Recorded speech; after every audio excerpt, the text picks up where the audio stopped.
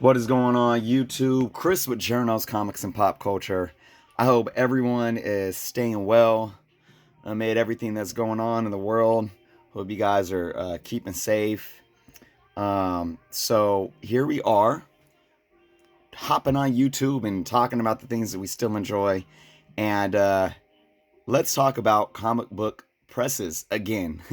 Now, I have done a video on this press and the issues that it had in the past, but just today, of course, while I'm here on lockdown in California, we are on right now. It's a 3 week lockdown, and what happens? My press breaks, which sucks because I'm like, I'm gonna get so many books pressed up while I'm home. You know that I'm not.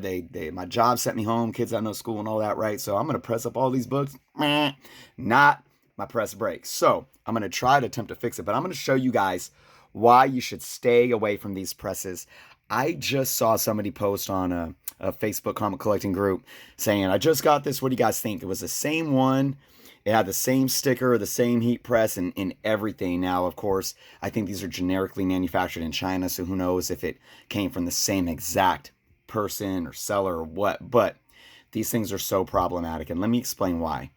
Um, First off, the tightening knob broke like a month after I bought it, and I've had this for almost 2 years now, and I've made it last. But so what I've done, and I explained it in my old video. If you guys go find that I was talking about how it's just a manufacturer error. It's made to break because the way that this tightens actually stresses the screw that's in it and will pop the crappy welded metal piece because the handle is just welded like I forget what it's called. My dad's a welder, and he knows what it's. There's a specific word for how these pieces are being welded together, and it's crap.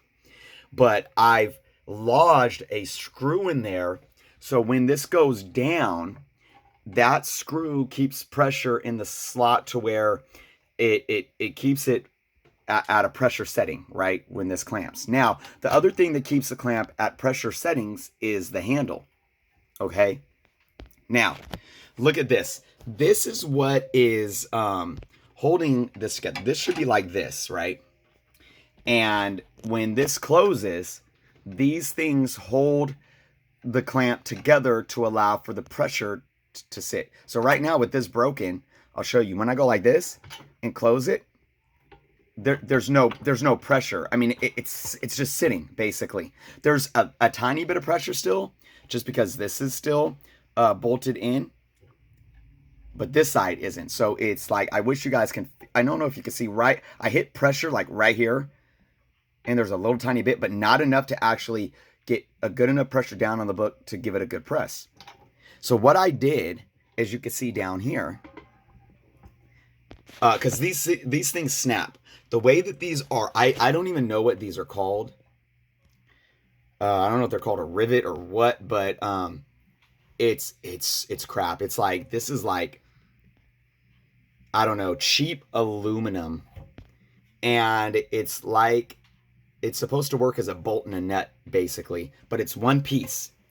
It's one piece that, again, I think is just kind of a they put it in and they melt this side down to where it works kind of as a nut, right? But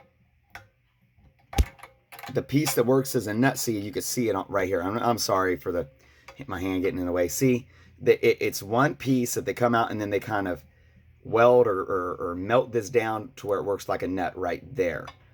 Okay, and clamping it and clamping it and clamping it, it stresses it and it pops. This one already did that down here. What I did was I rigged it with a bolt screw and a nut. So I'm gonna have to do the same thing for here. So what I'm gonna have to do is take this piece that's stuck in here, right there. I'm gonna have to pop that out.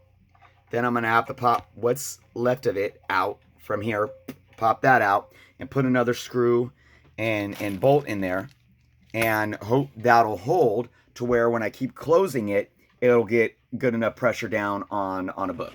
Now, another issue that I have with this press is the heat.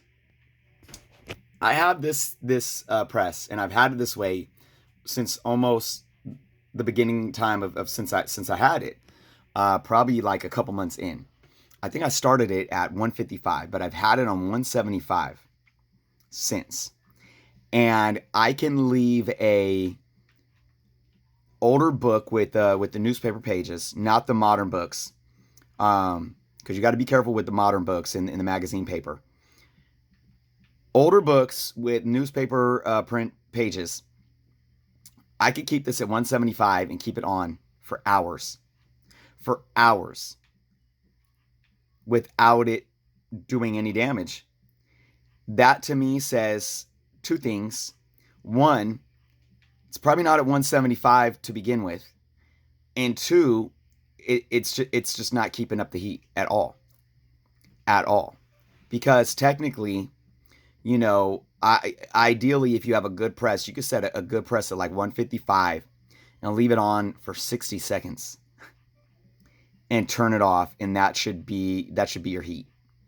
Now, if I left a modern book in here with it on at 175, even for a few minutes, it could still really get the pages pressed up to where when if you take it out and you open up the book, the pages will be so pressed together that the ink will start coming off onto the other page.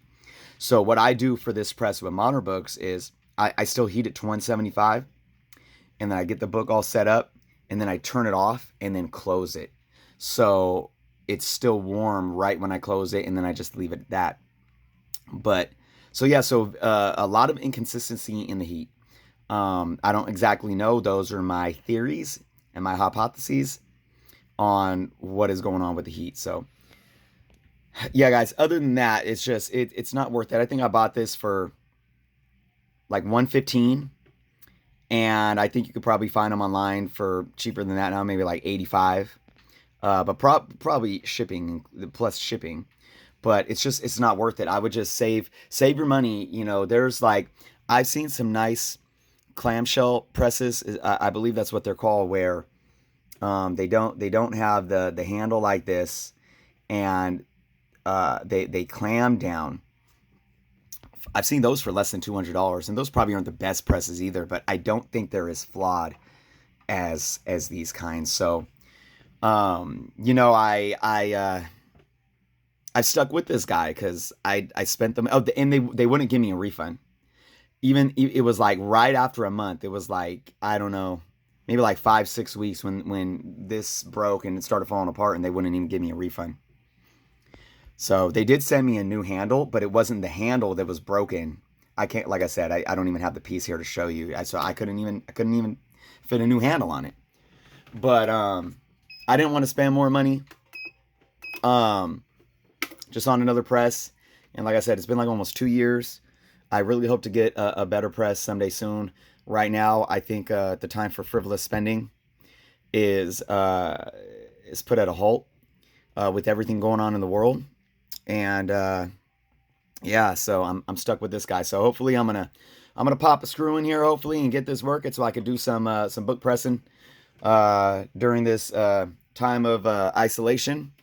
So, and there it is, guys. So I hope that could be a little informative video for you all to the do's and don'ts of what to look out for when you are in the market of buying a press. So much love to you all. Again, please be safe. Appreciate you guys being able to come and watch my videos. I want to be able to give you guys more content because I know a lot of you are in the same situation as me. And let's be here for each other as community members. And we're not alone in this. And although we may not be face to face physically, we're here for each other. And that's with doing these videos. It's in the comment sections. And really, guys, this is, before I end this video, I just want to say this. I talk a lot about divisiveness within this community and within this hobby. And this is a time to really put all that away and put all that aside and come together as human beings, focusing on what we love and just realizing that, we're not alone in this.